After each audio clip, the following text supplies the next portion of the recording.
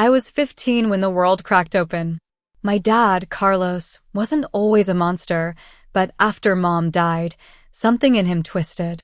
He'd come home from the construction site, dust on his boots, temper short as a lit fuse. I learned to tiptoe around him, keep my head down, but it didn't always work. One night, he really snapped. I don't talk about it much. Don't want to. Let's just say his hands weren't gentle, and his grief turned into something ugly, something that felt like it was my fault. I buried it deep, locked it away, told myself it was a one-time thing. He was my dad, right? The only family I had left. Then I started feeling sick. Tired all the time, puking in the mornings. I didn't want to believe it, but the truth doesn't care what you want. I was pregnant. 16 years old, staring at a stick with 2 lines, and I couldn't breathe. I didn't know what to do, so I told Sophia. She's my best friend, loud, fearless, the kind of girl who'd fight the world for you. We were at her place, sitting on her bed, and I just blurted it out. Mia, what the hell? She said, eyes wide. Your dad. I nodded, couldn't look at her. She grabbed my hand, squeezed it hard. You're not going back there. We're telling someone. No, Soph, please, I started, but she was already up, dragging me to the school nurse the next day. I didn't want to talk, didn't want anyone to know, but Sophia wouldn't let it go. The nurse, Ms. Rivera, had this calm way about her, like she'd seen it all. I broke down, told her everything Dad's rage, that night, the test. She didn't flinch, just picked up the phone. Cops showed up at school. Carlos got arrested that afternoon, and I didn't see him again. Not then, anyway. Sophia's mom, Elena, took me in. No questions, no hesitation. You're ours now, she said, hugging me tight. Their house was small, cluttered with hair tools. Elena's a hairdresser, but it felt safe. I slept on Sophia's floor that first night, staring at the ceiling, wondering how I'd gotten here. Pregnant. Alone. Dad in jail. It didn't feel real. The months blurred. My belly grew, and so did the panic. I'd wake up sweating, thinking about what was coming. Elena would find me in the kitchen, staring at nothing, and she'd just sit with me. You're strong, Mia, she'd say. Stronger than you know. I didn't believe her. Not yet. Luca came when I was 16. Labor was hell, hours of pain, screaming, Sophia holding my hand while Elena paced outside. Then he was there, this tiny thing with dark eyes, crying like he was mad at the world. I looked at him and felt something shift. He was mine. Not Dad's, not anyone else's, just mine. I named him Luca because it sounded soft, like a promise I could keep. But I was a mess. Angry all the time, scared I'd screw him up. I'd snap at Sophia over nothing, cry when Luca wouldn't stop wailing. Elena stepped in, braiding my hair while he napped, talking me through it. You're not alone, Mija, she'd say. We've got you. Sophia kept me sane, too, dragging me to a teen mom group at the YMCA. I didn't want to go, but those girls got it. They'd been through their own crap, boyfriends who bailed, parents who judged. We'd sit in a circle, babies on our laps, trading stories. It was the first time I didn't feel like a freak. I started working nights at a gas station, scanning energy drinks for truckers while Luca slept at Elena's. School was out. I couldn't face the stairs, so I studied for my GED online, bleary-eyed after shifts. Painting kept me going, though. I'd always loved it, even before everything fell apart. Now, I'd sit in Sophia's garage, Luca in his bouncer, and let the colors spill out, reds and blacks, jagged lines. It was messy, ugly, but it was mine. 3 months in, Luca smiled at me. This gummy, lopsided thing that hit me like a punch. I'd been spiraling, exhausted, hating myself, hating Dad, and that smile pulled me back. I held him close, tears dripping onto his little head, and swore no one would ever hurt me again. Not like that. I didn't know how I'd keep that promise, but I meant it with everything I had. Carlos was gone, locked up, but he'd left me with this, Luca, the fear, the rage. I didn't know how to be a mom, how to be anything but broken. But I was starting to figure it out, one shaky step at a time. And I wasn't going back. Never again. Luca was my lifeline, but I was still drowning. At 17, I was juggling too much: nights at the gas station, GED quizzes on my phone, and a baby who didn't sleep. I'd stumble into Elena's kitchen at dawn, reeking of stale coffee and motor oil, and she'd shove a plate of eggs at me. "Eat, Mia," she'd say. "No nonsense. You're no good to him if you collapse." She was right, but I hated feeling like a burden. Sophia's family had taken me in, fed me, loved me, and I couldn't shake the guilt gnawing at my gut. The teen mom group at the YMCA became my anchor. We met twice a week, a dozen of us sprawled on mismatched chairs, babies fussing or napping. There was Jasmine, 18, whose ex ditched her mid-pregnancy, and Taylor, 16, who'd been kicked out by her church-going mom. We didn't sugarcoat it: diaper blowouts, dead-end jobs, the way people stared like we were trash. But we laughed, too, hard and loud, and it felt like breathing again.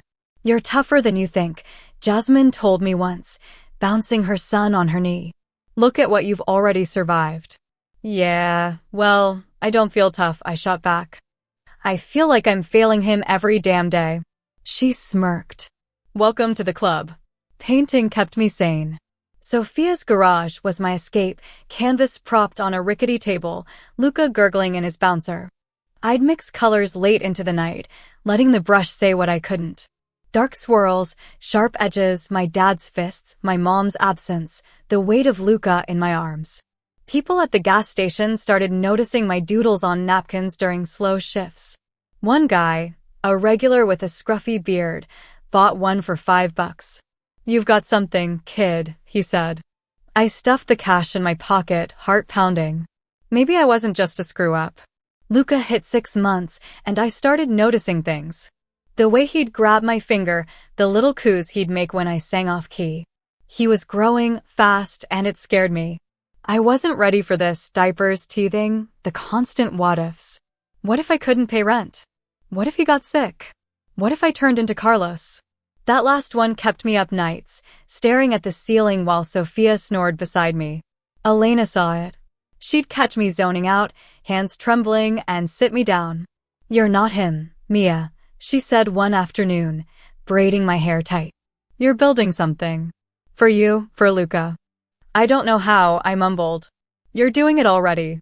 I got my GED that spring, a month before Luca's first birthday. Passed by the skin of my teeth, but it was mine. Sophia threw me a party, streamers in the living room, a lopsided cake she'd baked herself. Luca smeared frosting on my shirt, and I laughed until my sides hurt. It was the first time in forever I felt light, like maybe I could pull this off. But the gas station wasn't cutting it. Minimum wage barely covered formula, and I was tired of dodging creepy truckers who thought a smile meant I owed them something. Sophia's cousin hooked me up with a waitressing gig at a diner, better tips, shittier hours. I'd sling plates of hash browns and burgers, Luca napping in a car seat behind the counter when Elena couldn't watch him. The owner, a gruff guy named Tony, didn't care as long as I kept the coffee hot. One night, a customer, some guy in a suit, left a $20 tip on a $10 tab. "You've got grit," he said, nodding at Luca. "Keep going." I pocketed the cash, cheeks burning. Grit. Maybe that's what it was. Luca's first word was "Mama." He said it at 13 months, reaching for me while I scrubbed paint off my hands. I froze, then scooped him up, tears stinging my eyes. "Yeah, buddy," I whispered. "That's me." It hit me hard. He needed me, and I had to be better than the mess I felt like. Dad's trial came and went. I didn't testify, couldn't face him, but the lawyer called me after. "He's getting 10 years, she said. "You're safe now." Safe. I didn't feel it. Not with Luca in my arms, not with the scars he'd left inside me. But it was something. A start. I started selling paintings at the diner, small ones propped by the register. $10 here, 20 there. Tony took a cut but didn't complain, said it classed up the place. Customers asked questions, and I'd shrug, say they were just feelings on canvas. But they were more than that. They were me clawing my way out. By 18, I had a rhythm: work, Luca, paint, repeat. I wasn't thriving, not yet, but I was surviving. And every time Luca smiled, every time Elena hugged me, every time a stranger bought a piece of my soul on canvas, I felt it, a spark. I wasn't done fighting. Not even close. I turned 19 with a chipped mug of coffee in one hand and Luca's sticky fingers in the other. He was 2 now, toddling around Sophia's house, leaving chaos in his wake, crayons on the walls, Cheerios under the couch. I'd chase him, laughing and cursing, while Elena shook her head from the kitchen. "He's got your fire, Mia," she'd say. Maybe he did. I hoped it was the good kind. Waitressing at the diner was grinding me down. Sore feet, greasy aprons, customers who thought a tip was optional. But the money was better than the gas station, and Tony let me keep Luca in the back when I couldn't afford daycare. I'd sling plates, refill coffees, and peek at him napping in his car seat, a dinosaur blanket tucked around him. He was growing fast, too fast, and I was scrambling to keep up. Painting was my lifeline. I'd set up in the garage after Luca's bedtime, the hum of crickets outside, a single bulb swinging overhead. The canvases got bigger, bolder, slashes of color, shapes that didn't make sense until they did. I'd pour out the sleepless nights, the diner bullshit, the echo of Dad's voice in my head. People kept buying them, diner regulars mostly, slipping me cash with a nod. "This one's raw," a woman said once, holding a piece streaked with red. "I feel it." I didn't know what to say, so I just took her 20 and watched her go. Sophia pushed me to do more. "You're good, Mia," she said one night, sprawled on her bed while I rocked Luca. Like, really good. Stop hiding it. She'd started community college, chasing a nursing degree, and her energy was contagious. "Hiding's easier," I muttered, but she wouldn't let it drop. She dragged me to a local market that fall, tables of crafts, food trucks, kids running wild. I brought 5 paintings, nervous as hell, and set them up on a folding table she'd borrowed from Elena. Luca sat in a stroller beside me, gnawing on a teething ring. People stopped, stared, asked questions. "How much?" a guy in a flannel asked, pointing at a blue and gray mess I'd done after a nightmare. 30, I said, wincing. He handed me the cash without blinking. By the end of the day, I'd sold 4, pocketed $100, and felt something I hadn't in years, pride. The teen mom group was shrinking. Some girls moved away, others dropped out, but Jasmine stuck around. We'd meet up at the YMCA, just us and our kids, trading war stories. Her son, Diego, was a year older than Luca, and they'd wrestle on the mats while we talked. "You're different lately," she said one day, eyeing me. Less pissed off. Maybe I shrugged. Still scared, though. Of what? Everything. Him growing up. Me messing it up. She laughed. "We're all scared. You're doing it anyway." Luca turned 3, and I threw him a party at Elena's, balloons, a dinosaur cake I'd botched, but he loved anyway. He tore into presents, a toy T-Rex from Sophia, a cheap plastic truck from me, screaming with joy. Watching him, I felt it again, that spark. I wasn't just surviving anymore. I was building something. I enrolled in an art class at the community college that winter, 1 night a week. Elena watched Luca, and I'd sit in a room of mismatched easels, learning shading, composition, stuff I'd fumbled through on my own. The teacher, Ms. Patel, was tough, called my work chaotic but honest. I liked that. I'd come home buzzing, sketchbook full, and crash on Sophia's floor, dreaming in color. The diner gig ended when Tony sold the place. New owner didn't want a kid in the back, so I scrambled for something else. Landed a job at a print shop, minimum wage, but steady. I'd run the machines, ink on my hands, while Luca went to a subsidized daycare a few blocks away. Dropping him off gutted me. He'd cling, crying, and I'd walk away fighting tears. But it paid the bills, and I kept painting, selling at markets when I could. Then Dad's letter came. I was 20, sorting mail at Elena's table, when I saw his handwriting. My stomach dropped. "Mia," it started, "I'm sorry." Said he was out on parole, wanted to see me, meet Luca. I tore it up, hands shaking. Elena found me staring at the pieces. You don't owe him anything, she said, firm. Nothing. I know, I lied. But it rattled me. He was out there, walking free, while I was still picking up the shards he'd left. Luca kept me grounded. He'd climb into my lap, babbling about dinosaurs, and I'd push Dad out of my head. I started saving $10 here, 20 there, dreaming of a place for just us.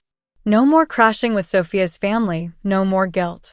At the market, my paintings sold faster, $50 a pop now, sometimes more. A lady in a flowy dress bought one for her gallery wall, said I had potential. I didn't know what that meant, but it stuck with me. By 21, I was clawing my way up. Art class, print shop, markets exhausting, but mine. Luca was 4, chatty and wild, obsessed with T-Rexes. I'd watch him play, paint-stained hands in my pockets, and think, I'm not done. Not yet. Dad could rot. This was my fight, and I was winning, inch by inch. I was 21, juggling paintbrushes and a preschooler, when Nate showed up. It was a Saturday at the market, my table cluttered with canvases, blues and reds screaming off the edges. Luca, 5 now, was kicking dirt nearby, dinosaur toy in hand. I'd sold 3 pieces already, decent cash in my pocket, when this guy in a faded green hoodie stopped. Tall, scruffy, with a goofy grin that didn't match his quiet eyes. This one's cool, he said, pointing at a painting, jagged yellows and blacks, something I'd done after a rough night. How much? 50, I said, bracing for him to walk away. He didn't. Pulled out his wallet, handed me the bills. For my mom, he said. She likes stuff with guts. I nodded, unsure what to say. Thanks. He lingered. You make all these? Yeah. Damn. You're good. Then he was gone, painting under his arm. I didn't think much of it. People bought stuff all the time, but he came back the next weekend. Brought Luca a plastic T-Rex, handed it over like it was nothing. Thought he'd like it, he said, nodding at Luca, who was already roaring and stomping around. I stared at him. You don't have to do that. I know. I'm Nate, by the way. He stuck out his hand. I didn't take it, just wiped paint off mine and shrugged. Mia, I said. He didn't push, just bought another painting, $40 this time, and left with that same dumb grin. He kept showing up. Every market, there he was, asking about my work, chatting with Luca about dinosaurs. He was a landscaper, 26, worked with his hands like my dad used to, but softer. No edge to him. I didn't trust it. Men weren't safe, Carlos taught me that. But Nate wasn't forceful. He'd just sit there, sipping coffee from a stall, listening when I talked about art or Luca's latest obsession. You're guarded, he said one night after the market closed. We were packing up, Luca asleep in his stroller. I get it. You don't know me, I snapped. I want to. I didn't answer, just kept folding my tablecloth. But he stuck around, and I didn't tell him to leave. The print shop was steady, boring as hell, but it paid for daycare and a cheap apartment I'd rented that spring. 1 bedroom, peeling paint, but ours. Luca's toys scattered the floor, my easel in the corner. I'd quit crashing at Sophia's, thanked Elena 100 times, and moved us in. First night, Luca slept in my arms on a mattress, and I cried, relief, fear, all of it. Art was picking up. I'd started an Instagram, posted my stuff, messy, raw, real. People liked it.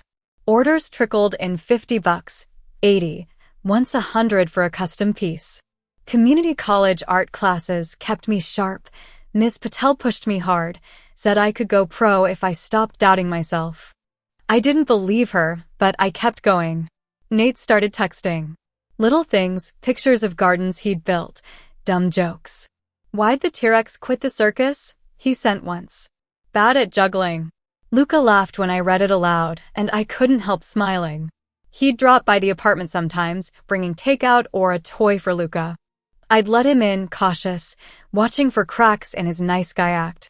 None came. One night, we sat on my couch, Luca asleep, empty pizza box between us. He looked at me, serious for once. My dad was an addict, he said. Pills, mostly. Mess me up, growing up. I see you with Luca. How hard you fight for him. It's like you're fixing what got broken in me. I froze, pizza slice halfway to my mouth. I'm not fixing anyone, I said.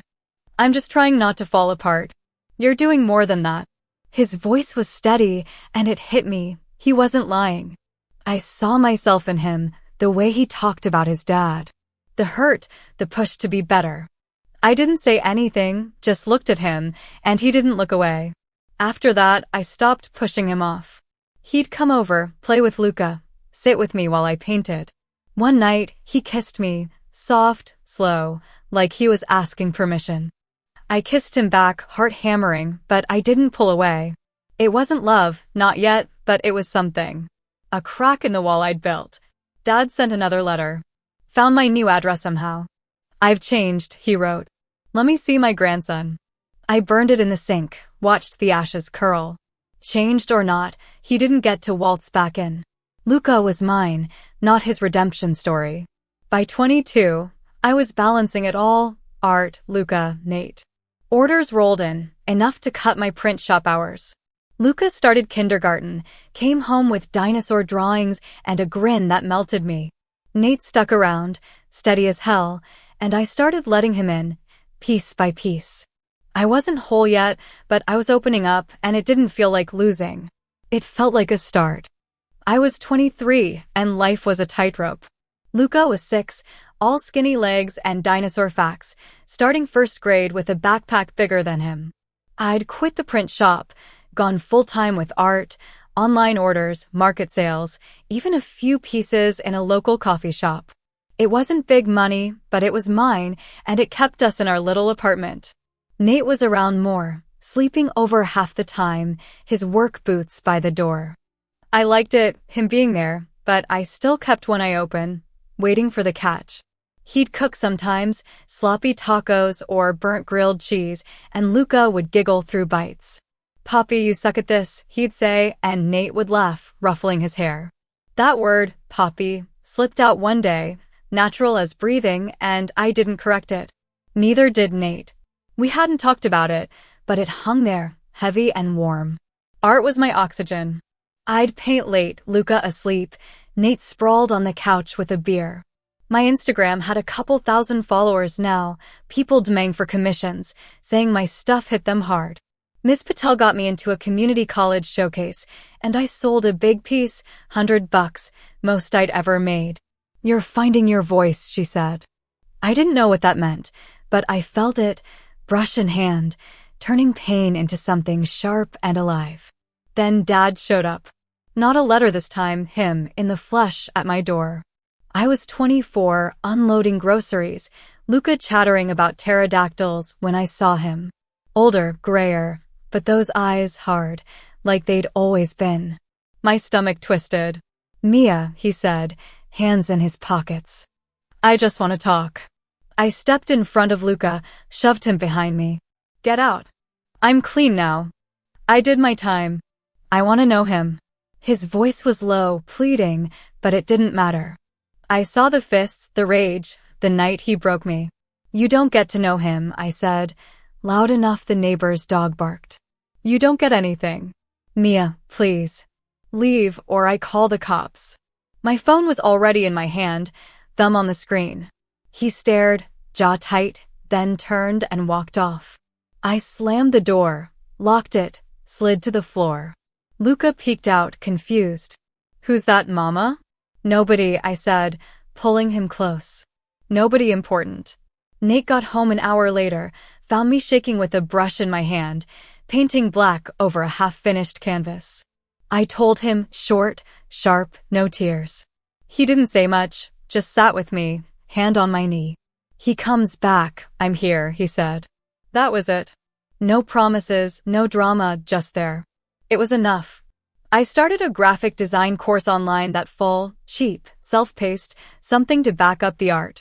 Landed a gig making logos for a small business, $50 a pop. Between that and paintings, I was pulling in steady cash, saving for a better place. Luca's school had art classes now, and he'd bring home scribbled dinosaurs, proud as hell. Like you, Mama, he'd say. I'd pin them up, chest tight. Nate proposed at 25. Nothing fancy, just us on the couch, Luca asleep, him holding a pawnshop ring. I love you, he said. Both of you. Marry me? I didn't say yes right away, froze, old fears clawing up. He waited, patient, no pressure. 2 days later, I nodded. Okay. We got married at the courthouse, Sophia and Elena there, Luca in a clip-on tie.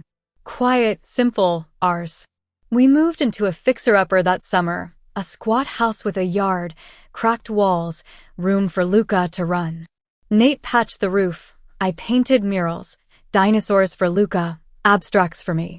Money was tight, but we made it work. I got a restraining order on Dad after he sent a birthday card to Luca, tracked down through some parole buddy.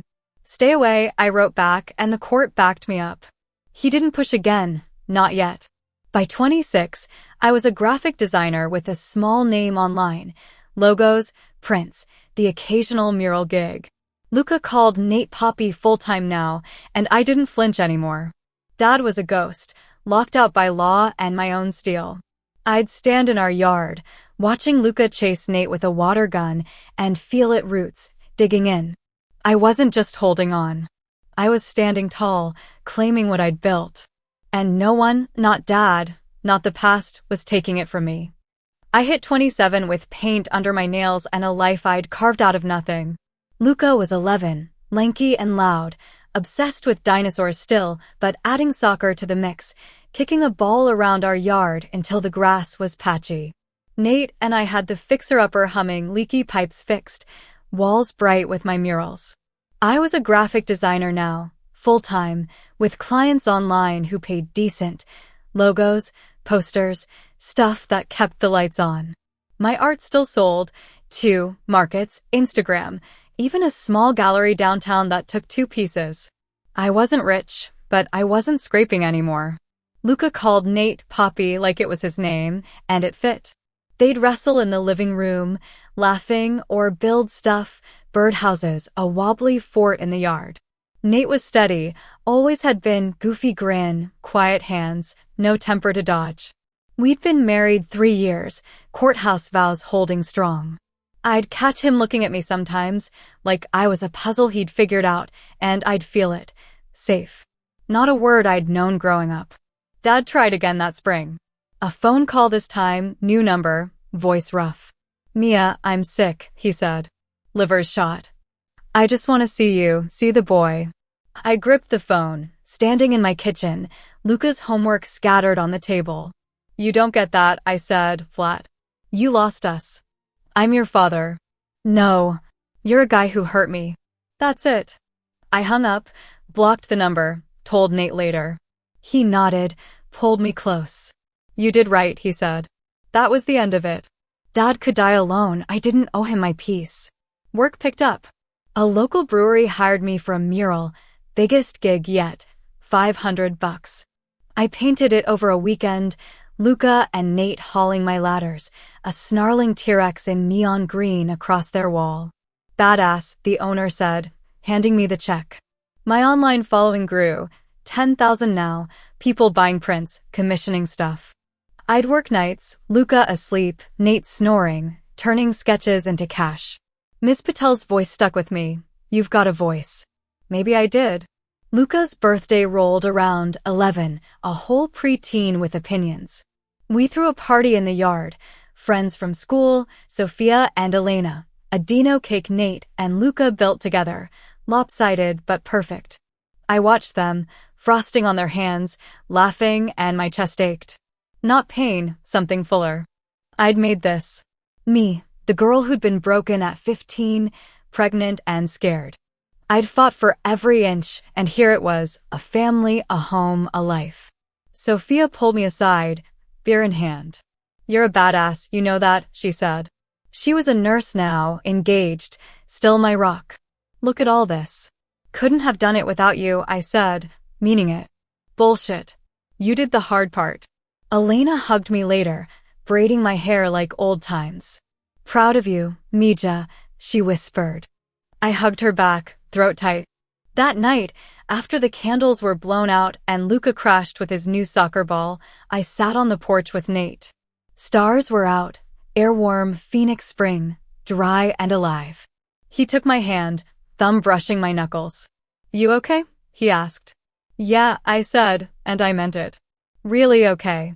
He smiled, that goofy one I'd fallen for. "Good." I looked at our house, cracked but ours, Luca's toys in the yard, my easel by the window. Dad was a shadow, fading fast, and I didn't care. He'd taken enough. This was mine, Luca's grin, Nate's laugh, the paint on my hands. I'd survived, sure, but it was more than that. I'd won. The next morning, I started a new canvas, bright, bold, no jagged edges. Luca wandered in, sleepy, and pointed. "That's us, huh, Mama?" "Yeah, buddy," I said, pulling him close. "That's us." And it was messy, real, unbroken. My steady dawn, built from the ground up.